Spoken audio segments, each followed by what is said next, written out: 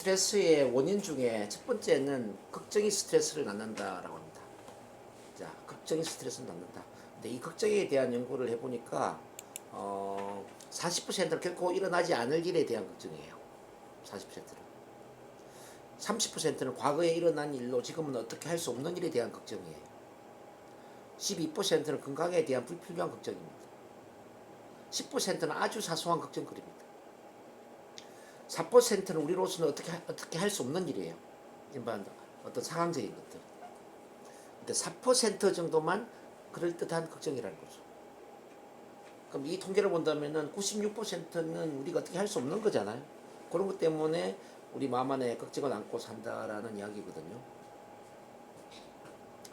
자, 근데 이 걱정이라는 것은 나를 향한 저주라고 볼 수 있습니다. 왜 나를 향한 저주냐면은 내 마음 안에 걱정을 안고 산다라는 것은 걱정을 끌어당긴다는 거죠. 그죠? 우리 지난번 마음의 법칙에서 진동의 법칙 공부했죠. 마음은 에너지 파동이다. 에너지 파동으로 진동하고 있다는 거죠. 그리고 이 에너지 파동은 같은 에너지를 끌어당기는 힘이 있어요. 이게 우주의 에너지와 공명하고 실제 현실에 또 끌어당기는 힘을 발휘하더라는 이야기죠. 마음속에 걱정을 하고 있다는 이야기는 이 걱정이 걱정의 에너지 파동을 만들어내고 이 걱정의 에너지 파동이 현실 속에 걱정할 일을 끌어당긴다는 거죠. 그런 점에서 걱정은 나를 향한 저주라고 볼 수 있고 걱정을 원하지 않는 것이 일어나게 해달라고 비는 기도라고 할 수 있는 겁니다. 자, 그래서 우리는 어떻게 해야 되느냐 하면 원하지 않는 것이 아니라 원하는 것이 일어날 것이라고 기대를 해야 돼.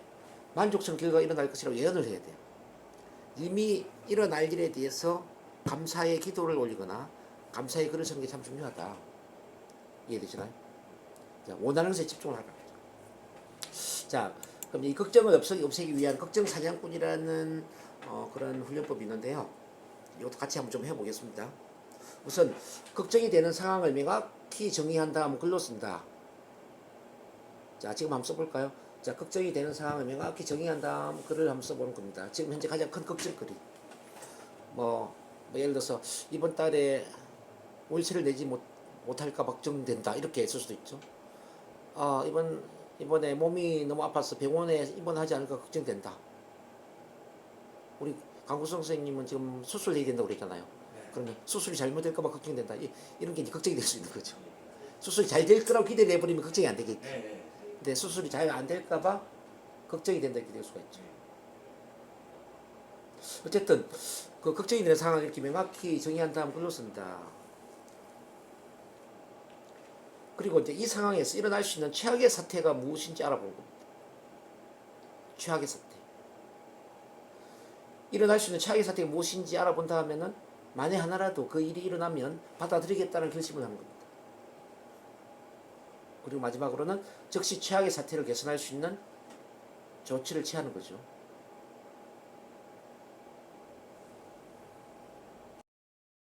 스트레스의 두 번째 원인은 삶의 의미와 목적의 결핍이 스트레스 난다. 그죠? 삶의 의미와 목적의 결핍. 그러니까 내가 왜 살아야 되는지, 죽을 때까지 무엇을 이루고 싶은지, 내가 왜 태어났는지 이 의미를 찾는 게 중요하거든요. 그러니까 이제 이 모든 사람은 그냥 태어난 게 아니라 자기 삶에 대한 그 의미와 목적을 다 갖고 태어난다는 거죠. 근데 이걸 깨닫지 못할 때 스트레스를 받는 겁니다. 그래서 이제 우리 삶을 그 신체의 관점에서만 바라보지 말고 영혼의 관점에서 바라볼 필요가 있어요. 나는 태어나기 이전에 이번의 삶을 어떻게 살기로 내가 예정했을까? 우리가 이제 사후세계를 공부해 보면은 조금 사후세계를 먼저 좀 설명을 좀 해드릴게요. 죽으면 이제 빛을 따라서 쭉 올라가잖아요.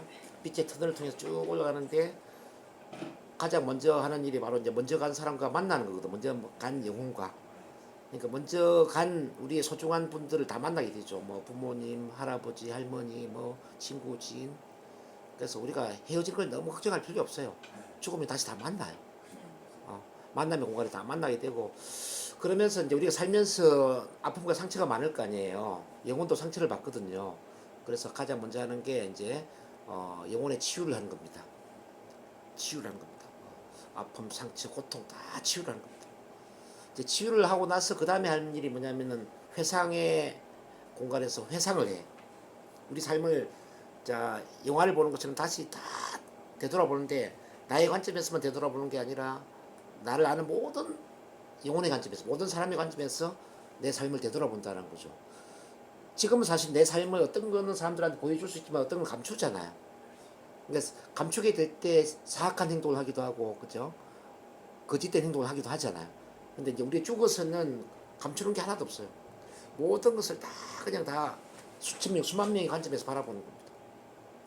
그랬을 때 이제 잘 암생을 해봐요.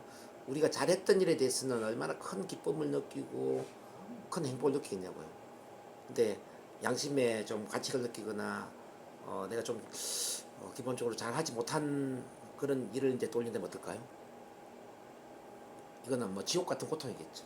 그래서 이제 이 회상의 공간에서 천국 같은 기쁨을 느끼기도 하고 지옥 같은 고통을 느끼기도 하기 때문에 여기서 천국 지옥을 경험한다는 거죠. 근데 이게 너무 힘들어가지고 포기를 하는 영혼도 있거든요. 회상을 하지 않아버리면 어떻게 되느냐? 그러면은 영혼의 성장이 정체가 되는 거예요. 근데 우리가 영혼의 성장하기 위해서는 반드시 회상을 해야 돼요.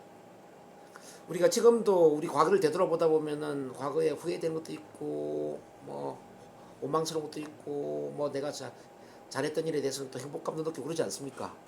그렇죠? 우리 NLP적으로 본다면 이제 연합을 했을 때 그런 느낌을 느낄 수 있잖아요.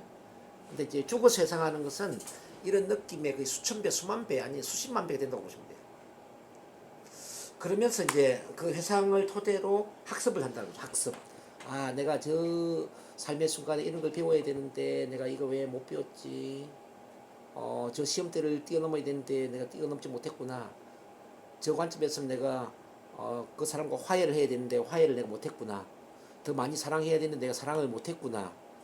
더 많이 베풀어야 되는데 베풀지 못했구나. 이렇게 학습하는 게 있겠죠.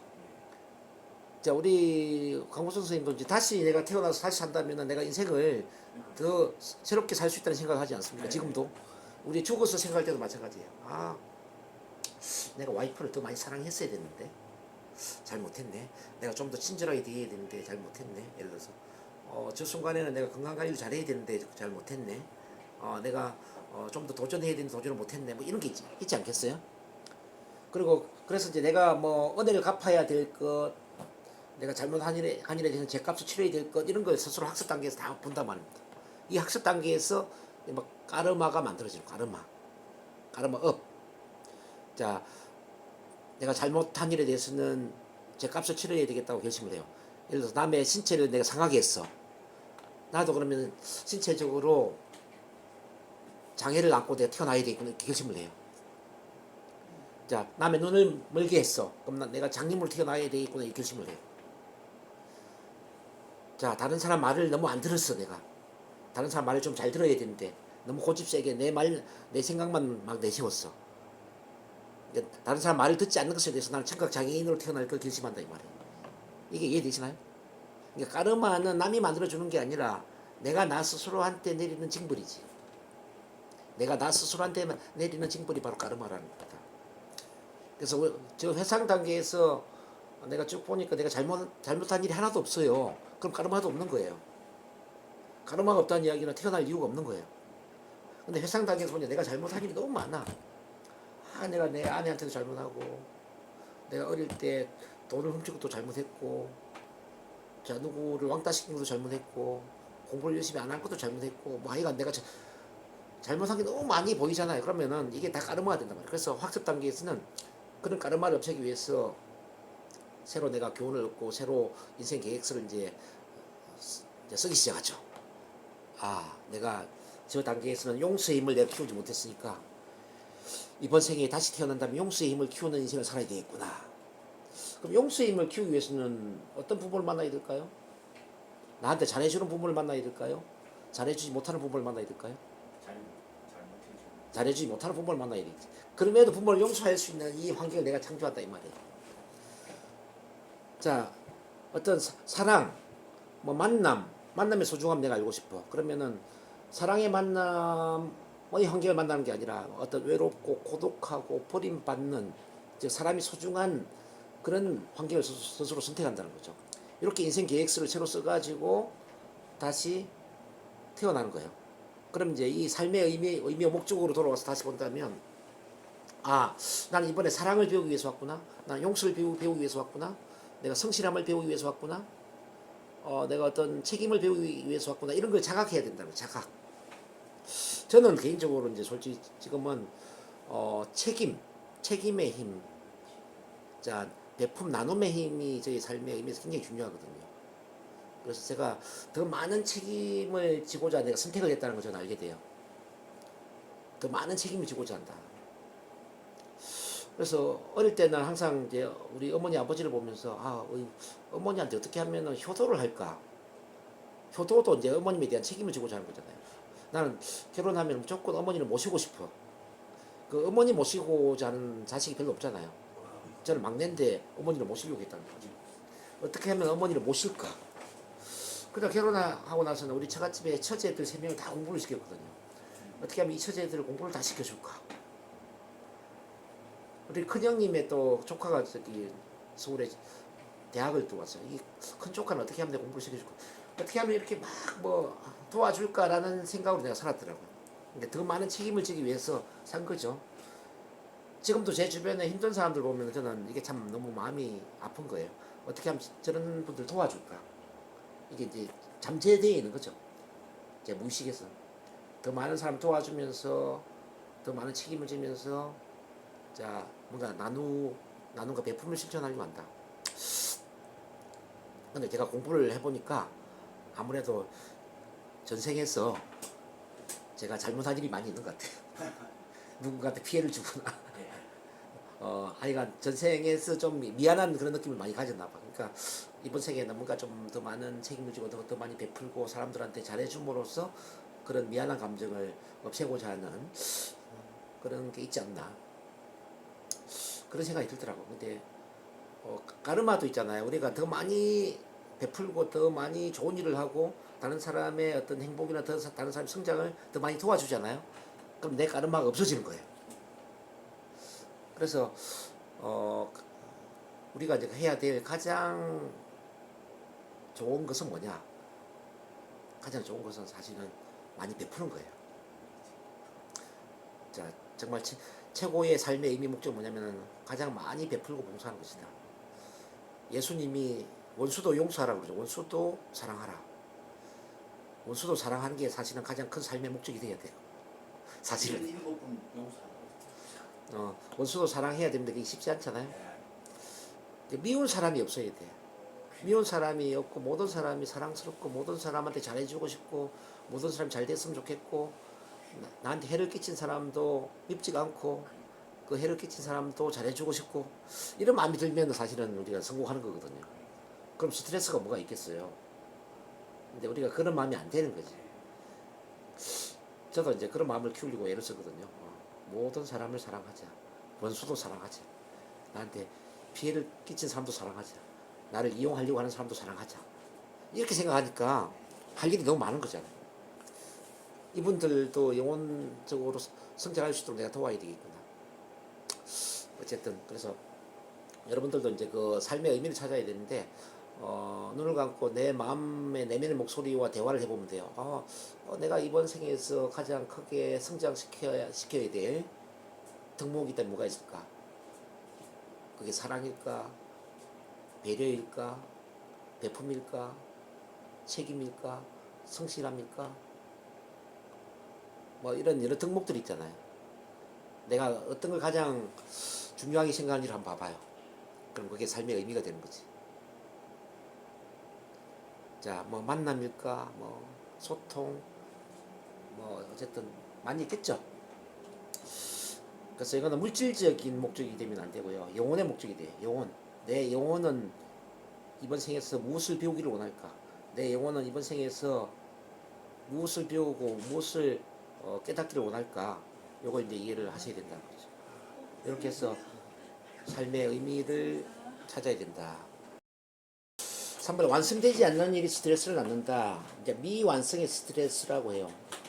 자, 이런 생각을 한번 해보면 어떨까 싶습니다. 자, 직장에서 일을 하다가 일을 마무리 못하고 퇴근을 했을 때 어때요? 일을 마무리 못하고 퇴근을 했을 때 뭔가 좀 찝찝하죠? 계속 집에서도 그게 아마 머리에서 떠나지 않을 거예요. 원래 우리가 제대로 하려면은 직장에서는 직장 일만 하고 집에서는 집안 일만 하고 이렇게 돼야 되는데 퇴근을 했는데도 계속 그 직장일이 남아 있을 수 있단 말이죠.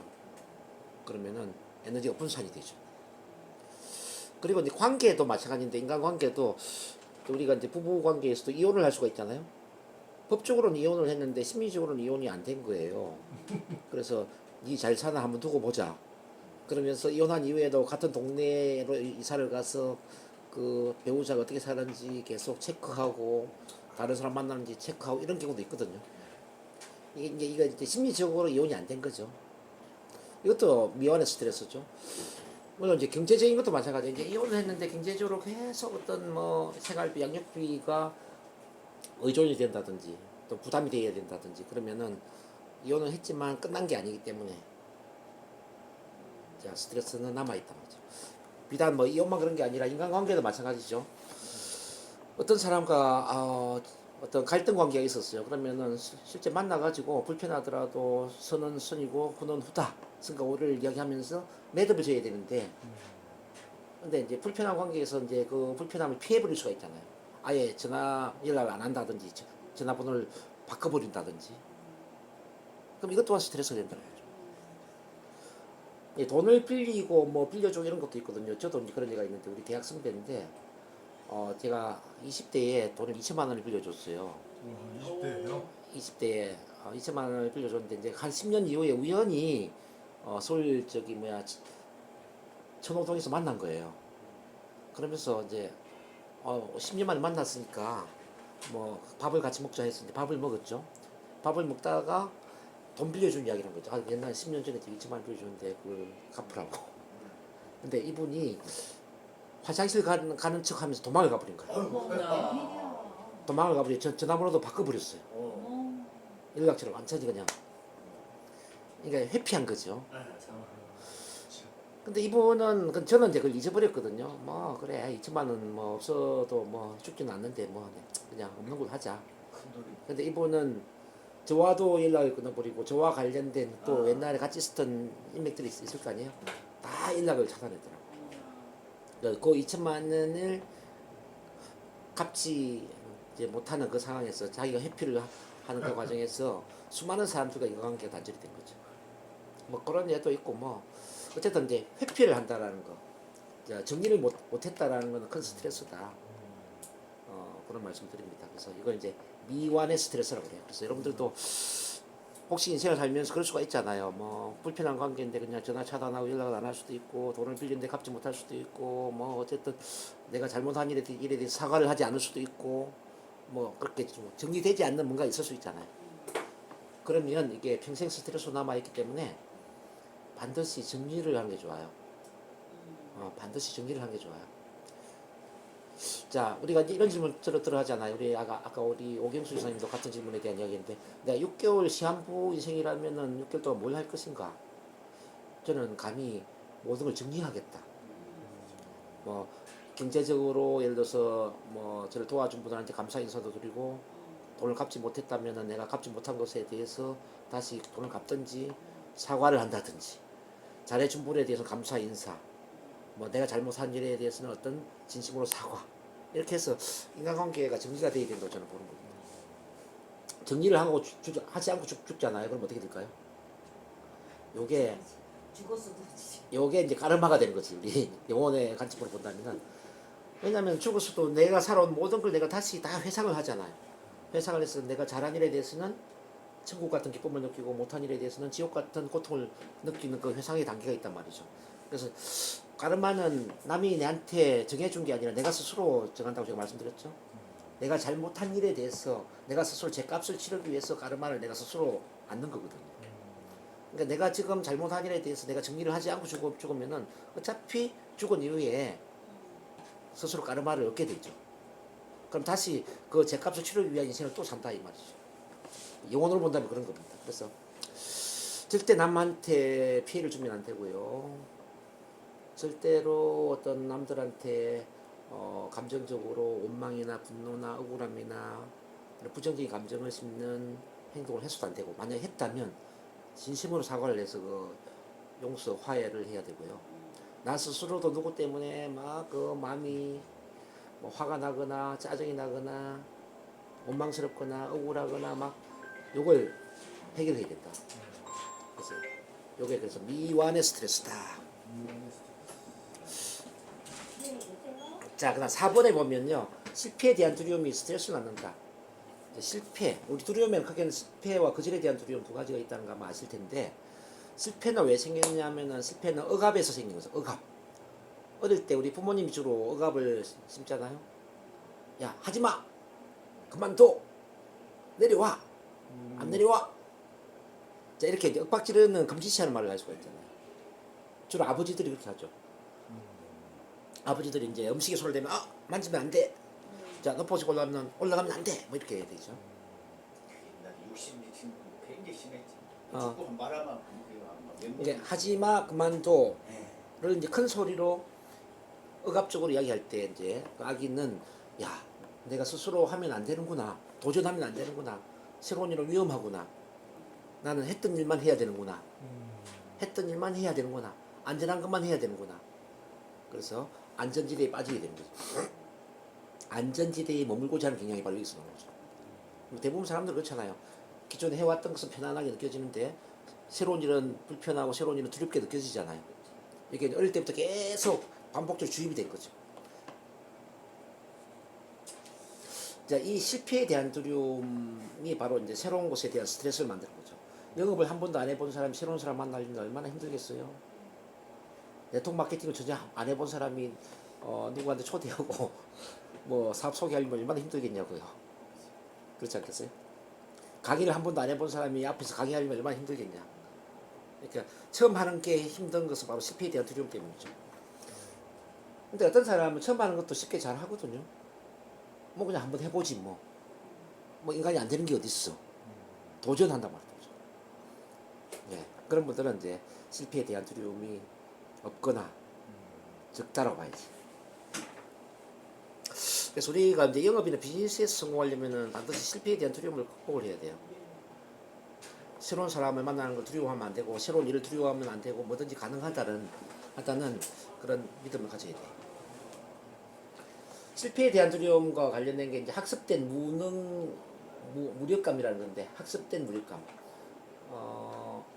독수리를 우리 새장 안에서 키우잖아요. 닭장 안에서. 그러면 독수리는 자기가 날 수 있다는 걸 모르잖아요.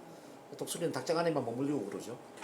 밖에 끄집어 내어주지만 또 닭장 안으로 들어간단 말이죠. 왜냐하면 한 번도 도전을 안 했으니까. 주는 먹이만 받아 먹었으니까. 근데 독수리를 그 질벽 위로 데리고 올라가서 아래로 집어 던져서 떨어뜨렸어요. 그러면 곤두박질 치면서 떨어지죠. 땅바닥에 부딪히기 직전에 날개를 한번 펴봤는데 내가 날 수 있구나 이걸 깨닫잖아요. 그게 독수리잖아요. 우리 인간도 마찬가지라는 거죠. 우리 인간도 계속 이제 집에서 남편 벌어주는 돈만 받아먹고 살다가 50대가 돼가지고 무슨 영업을 해라, 보험을 해라, 네트워크 마케팅을 해라 이렇게 누가 추천을 해요.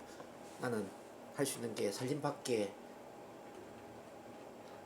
내가 산 게 없는데 내가 어떻게 영업을 하고 내가 어떻게 사람을 만나요.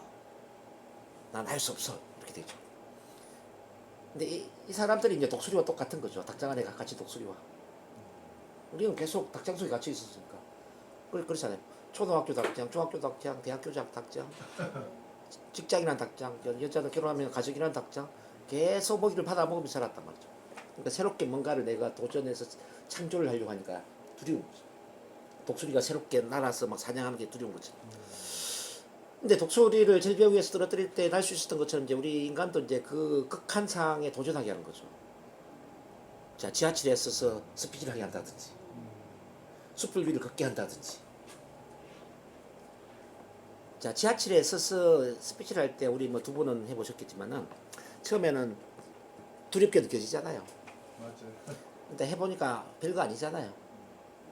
별거 아니네. 숯불도 마찬가지죠. 불타고 있는 숯불 위를 걸었을 때 두렵게 느껴진단 말이에요. 걸어보니까 별거 아니죠. 그러니까 절벽 위에서 떨어져 보니까 별거 아니네 이거지. 그 독수리랑 똑같은 원리지. 그런 점에서 이 실패에 대한 두려움을 극복하는 가장 좋은 방법은 뭐냐면은 두려운 행동을 해보는 거예요. 실제 두렵게 느껴지는 행동을 도전해보면은 그 두려움이 별거 아니라는 느낌으로 바뀌면서 더 크게는 자신감으로 바뀐다. 그 두려움은 자신감이 된다. 그래서 막 행동하게 만들어야 돼요. 두려움을 극복하는 가장 좋은 방법은 두려운 행동을 하는 거예요. 뭐 영업, 비즈니스 다 마찬가지예요. 많은 사람을 만나면 돼요. 많은 사람 만나면 두려움 없어지게 돼 있어. 그래서 영업을 잘하는 5단계가 있어. 그게 뭔지 아세요? 1단계는 많은 사람을 만난다. 이게 뭐냐면 두려움을 극복하는 과정이지. 두 번째는 더 많은 사람을 만난다. 더 많은 사람을 만난 이거는 왜 그러냐면은 이제 사람을 이해하는 힘을 키우는 거지. 더 많은 사람을 만나면서 이 사람은 왜 거절을 할까? 이 사람은 왜 관심이 없을까? 이 사람은 왜 관심이 있지? 이런 걸 이제 이해하는 힘을 키우기 위해서 더 많은 사람을 만나는 거죠.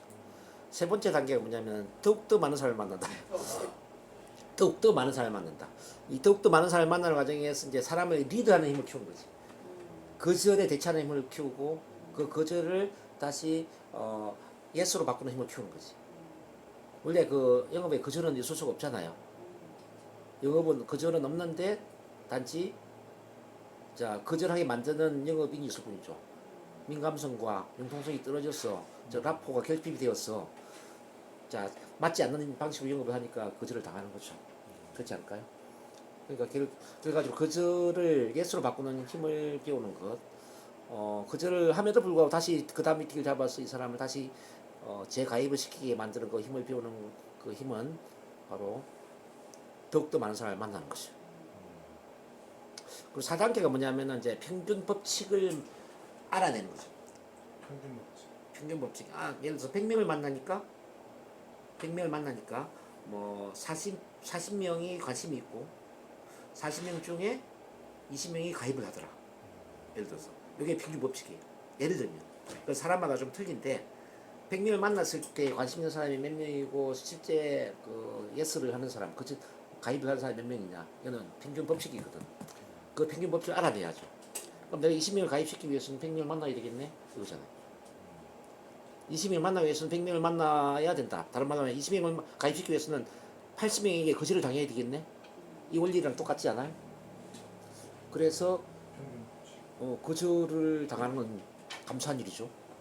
왜? 20명을 가입시키기 위해서 80명을 거절을 당해야 되니까. 그리고 5단계는 뭐냐면은 평균 비율을 높여간다. 이게 5단계요. 똑같이 100명을 만나는데 어떤 사람은 50명을 가입시킬 수도 있고 어떤 사람은 20명을 가입시킬 수도 있고 어떤 사람은 또 5명을 가입시킬 수도 있을 거예요. 그렇죠.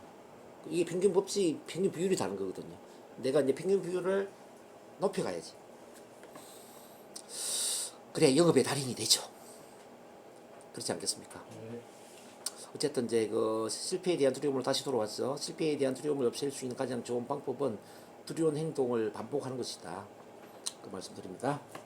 자, 5번에 거절에 대한 두려움이 스트레스를 낳는다. 그러면 실패와 거절에 대한 두려움은 어떤 차이가 있을까? 이걸 좀 이해를 합니다. 자, 거절에 대한 두려움은 쉽게 말하면은 인정받고 싶은 욕구에서 나오는 거거든요. 인정받고 싶은 욕구. 그래서 내가 저 사람한테 인정받지 못하면 어떡하지에 대한 두려움이에요. 쉽게 풀어서 얘기하면 저 사람이 나를 어떻게 생각하지? 저 사람이 나를 어떻게 생각할까? 이게 이해되시나요? 실패에 대한 두려움은 어떤 새로운 일에 대한 두려움이고 새로운 일을 도전하는 것을 두려워하는 거고 거절에 대한 두려움은 저 사람이 나를 어떻게 생각할까? 저 사람이 나를 거절하면 어떡하지? 저 사람이 나를 인정하지 못하면 어떡하지? 저 사람이 나를 이상한 사람으로 보면 어떡하지? 저 사람이 나를 중요한 사람으로 생각해줘야 되는데 중요하지 않은 사람으로 보면 어떡하지? 와 같은 그런 두려움이 거절에 대한 두려움입니다. 거절에 대한 두려움은 사실은 그 대부분의 사람들이 갖고 있다고 봐도 돼요. 한 80% 사람들은 거절에 대한 두려움을 갖고 있는데 왜 그러냐면은 우리는 태어날 때부터 온전한 사랑을 받지 못하는 환경에서 자라거든요. 자, 원래는 온전한 사랑을 받는 존재로 우리가 태어났는데 태어난 이후에 부모로부터 조건적인 사랑을 받는다는 거죠. 그래서 여러분들이 항상 시도 때도 없이 되뇌어야 될 말이 뭐냐면은 나는 지금 있는 그대로 완벽하게 사랑스러운 존재이다. 이 말을 반복해야 돼요. 한번 따라해 보겠습니다. 나는 나는 지금 있는 그대로 지금 있는 그대로 완벽하게 완벽하게 사랑스러운 존재이다. 사랑스러운 존재. 요거는 더도 말고 덜도 말고 뭔가를 고치거나 빼야만 그런 게 아니라는 거죠. 지금 있는 그대로 완벽하게 사랑스러운 존재인데 태어난 이후에 부모로부터 조건적인 사랑을 받는 거죠. 물론 처음에는 뭐 기저귀 똥 싸고 오줌 싸고 넘어지더라도 부모가 사랑을 해주는데 문제는 이제 한 3살 4살쯤 되면 배변 관리를 하면서 부모가 가치를 촉구화시키죠. 그래서 착한 행동을 하면 예뻐해주고 좀 말썽을 부리거나 부모 가치에 어긋난 행동을 하면은 부질함을 하는 거지. 상벌체계를 줘. 상벌체계. 아마 우리 선생님들도 저기 부모 역할을 했으니까 그런 경우 많죠. 상벌체계에 의해서 내 말 잘 들으면 예뻐해주고 내 말 안 들으면 뭐라고 하고 뭐 그렇게 했을 거예요. 이걸 우리는 조건적인 사랑이라고 그래요. 조건적인 사랑에 길들여지다 보면 처음에는 부모 눈치를 보다가 나중에는 다른 사람 눈치를 보게 되죠. 다른 사람들이 나를 어떻게 생각할까.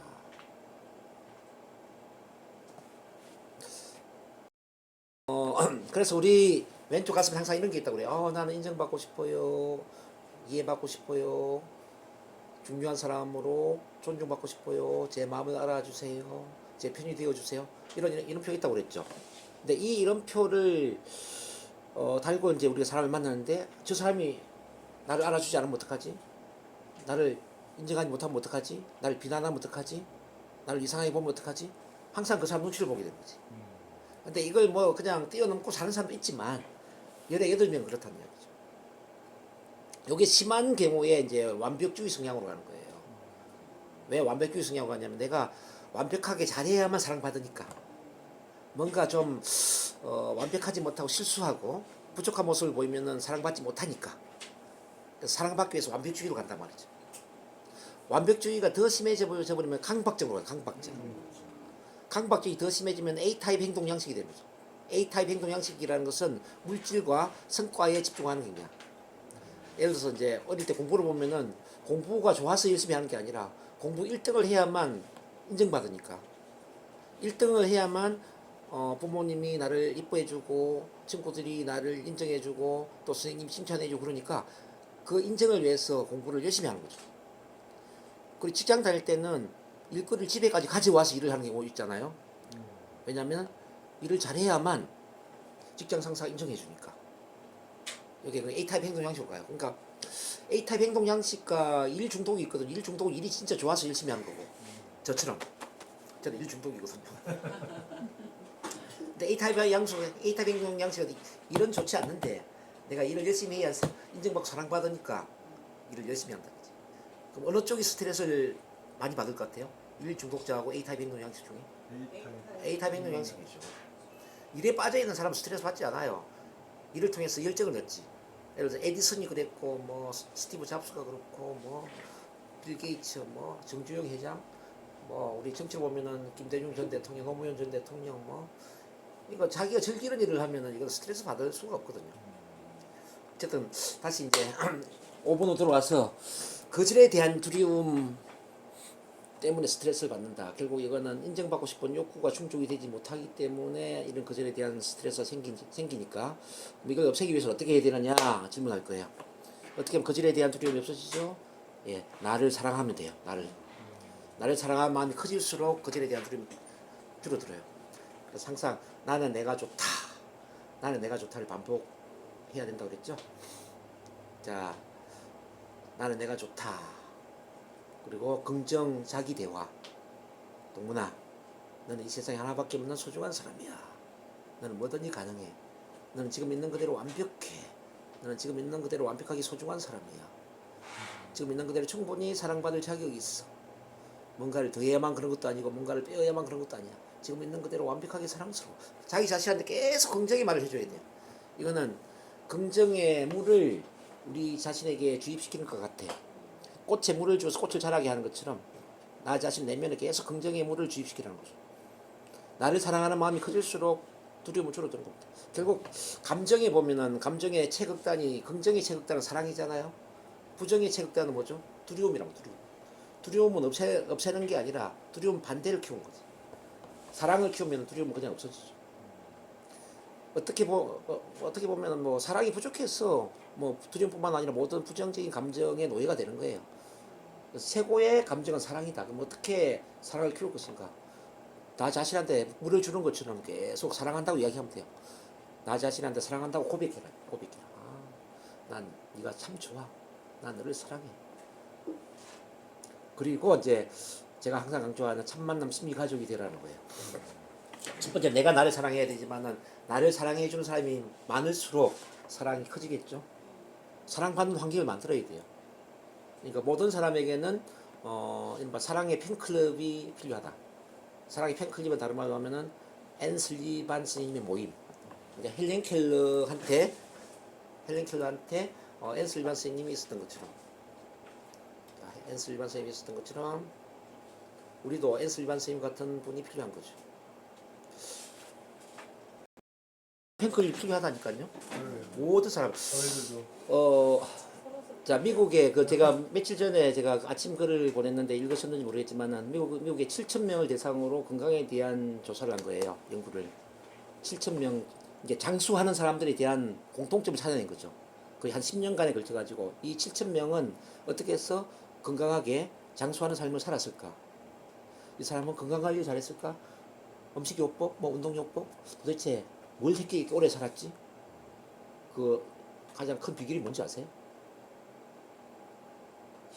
친구의 숫자예요. 진심으로 소통하는 친구의 숫자가 건강과 장수를 결정하더라고요. 그럼 친구의 숫자인데 그냥 아는 친구라기보다는 소통하는 친구를 이야기하는 거거든요. 제가 말하는 첫 만남 심리 가족. 그러니까 나를 응원해주고 지지해주고 내 편을 들어주고 이렇게 나한테 지지감을 키워주는 그 친구의 숫자가 바로 건강과 장수를 결정한다는 거죠. 뒤에서 다루겠지만 지지감이라는 것은 건강에 있어서 가장 중요한 거예요. 행복에 있어서도 가장 중요한 거예요. 성공에 대해서 가장 중요한 게 바로 지지감을 키우는 겁니다. 지지감. 그럼 나를 지지해 주는 사람이 이 세상에 누가 있는가 한번 생각해 보자고요. 지지감이 뭔지 잘 이해가 안 되는 사람은 내가 무슨 짓을 하더라도 내 편을 들어줄 수 있는 사람이 이 세상에 누구인가 한번 보자는 거죠. 내가 도둑질을 했다 하더라도 내 편을 들어주는 사람이 과연 누구인가. 내가 살인을 했다 하더라도 내 편을 들어줄 수 있는 사람이 누구인가. 감히 내 편을 들어줄 수 있는 사람. 이 사람이 있는 경우에는 우리는 늙지 않는다는 거죠.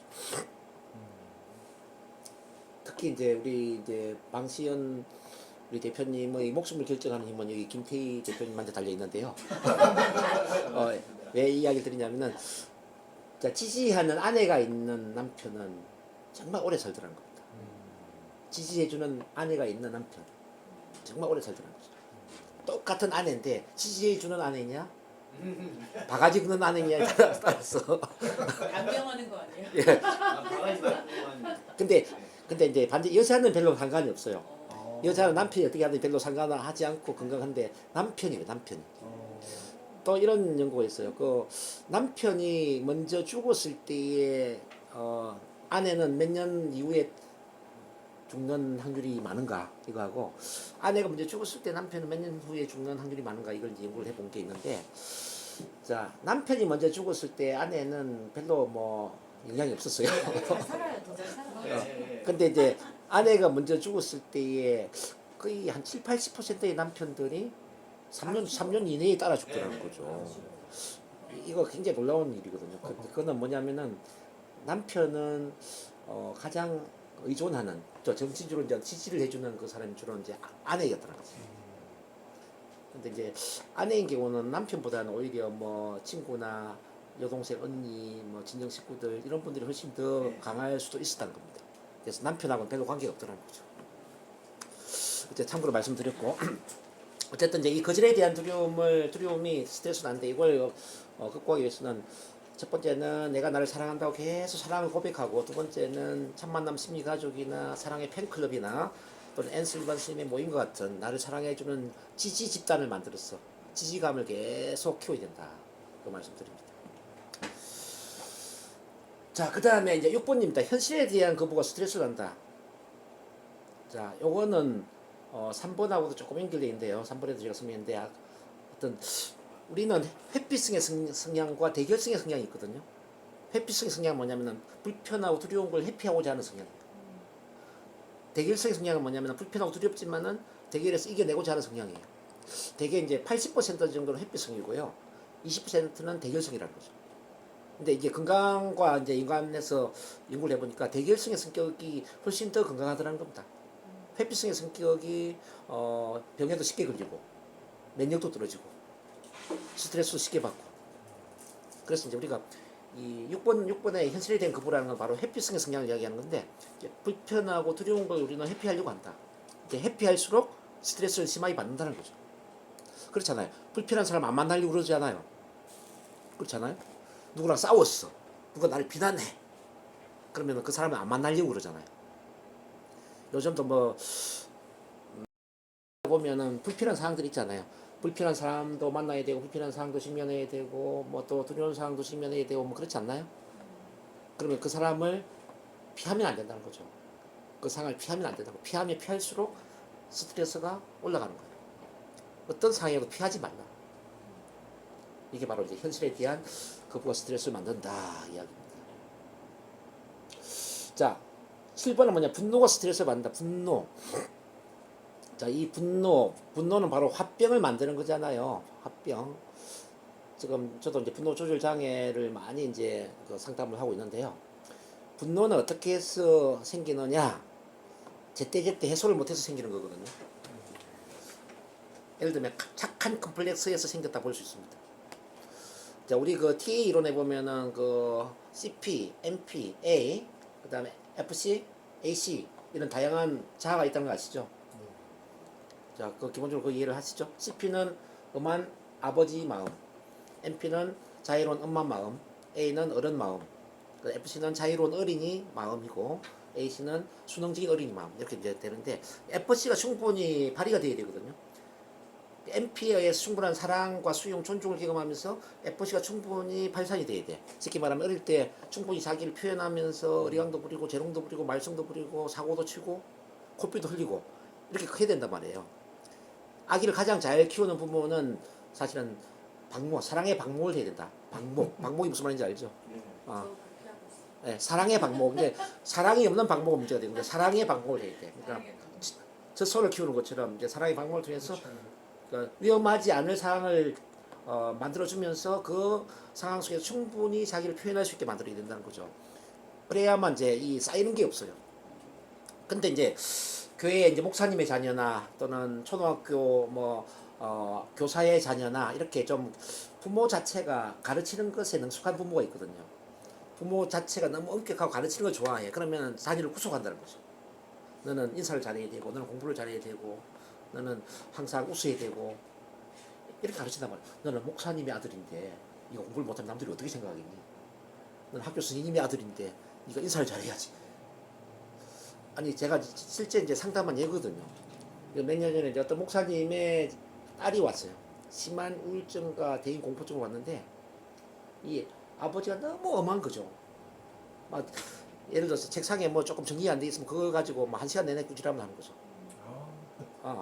아침에 이불을 안 깼어. 뭐 제때 안 씻었어. 안 일어나. 뭐 성격이 떨어지지. 그러면 뭐 하루 내내 갈구는 거죠. 그 집에 들어가기 자기는 지옥과 같았다고 그래요. 제발 집에 안 들어갔으면 좋겠다. 자, 그런데 이제 이 목사님인 아버지와 목사님 부인인 어머니가 집에서는 어떻게 하냐면은 시업자 욕을 하면서 싸우더라는 거예요. 근데 밖에 누가 신도가 왔어. 갑자기 안색이 달라지면서 막 미소지면서 막 아주 예의를 갖추면서 이렇게 하는데, 자기는 겉과 속이 다른 이런 자기 부모님을 경멸한대. 경멸한대요. 어떻게 집에서는 이렇게 천박하게 행동하는 사람이 어떻게 사람이 오면 저렇게 좀 우아하게 격조 높은 행동을 할 수 있지? 품위 있는 행동을 할 수 있지? 자기는 자기 부모를 가장 경멸한다. 근데 그 부모 밑에서 쉽게 말하면 이제 그 고등학교 3학년 때까지 억압을 받으면서 막 간섭 받으면서 큰 거죠. 그러니까 대인 관계가 안 되죠. FC가 전혀 표현이 안 된 거예요. 완전 AC 수능적인 어린이 마음은 커져 있는데, 근데 쌓인 게 얼마나 많겠어요. 쌓인 게 많았다는 건 이렇게 비유할 수 있어요. 댐 두 개 수록 없이 물이 계속 고인 거예요. 물이 고이면은 댐 두고 터지겠죠. 강한 쪽으로 터질까요? 약한 쪽으로 터질까요? 약한 쪽으로 터지죠. 분노 조절 장애도 마찬가지예요. 계속 해소하지 못하고 막 쌓여. 억울함도 쌓이고 분노도 쌓이고 막 슬픔도 쌓이고 막 말하고 싶은 욕구도 쌓이고, 이게 쌓이고 계속 쌓이다 보면 어느 순간에 터지는데 가장 약한 사람한테 터진다는 거죠. 약한 사람이 누구일까요? 결혼하면 자기 가족, 자기 배우자, 자기 자녀 약하잖아요. 그래서 밖에서는 아주 깍듯하게 자라는 사람이 집에 들어오면 술 마시고 막 언어 폭력과 신체 폭력을 일삼는 사람이 있죠. 이 사람이 바로 이제 그 분노 조절 장애 이게 쌓여 있는 거죠. 뭐 결혼을 안 한 사람인 경우에는 이제 뭐 예를 들어서 이제 자기 그 연애 대상 뭐 가까운 친구한테 이제 터지기도 하죠. 땜독이 터지는 것처럼. 그래서 그 뒤에서 이제 제가 뭐 해소감의 중요성을 제가 다루겠지만은 제때 해소를 해야 됩니다. 제때 해소를 하지 않으면은 자 쌓이게 되고 쌓이는 것은 억압이 되고 억압은 엉어리가 되고 엉어리는 한이 되고 한은 합병이 되는 거죠. 자 쌓인다의 다른 말은 억압이 된다 이 말이죠. 억압이 된다 다른 말은 엉어리의 다른 말은 뭐예요? 한의 다른 말은 뭐죠? 화병. 이해되시나요? 화병에서 노는 게 우울증, 불안증, 공황장애, 불면증, 뭐 대인공포증, 심리적인 게 대부분 화병이고요. 그다음 신체적으로 이제 이른바 고혈압, 당뇨, 암, 대사증후군 전부 화병에서 오는 거고요. 그다음에 이제 요통, 뭐 또는 뇌졸중, 뇌출혈 이런 것도 이제 화병의 일종이라고 봐야 돼요. 그 풀지 못하면은 신체에도 이렇게 질병이 된다 이 말이죠. 그리고 우리 식이요법에 보면 과식, 폭식, 중독 이것도 화병의 일종이라고 보시면 돼요. 그런 점에서 쌓아두지 마라, 해소해라.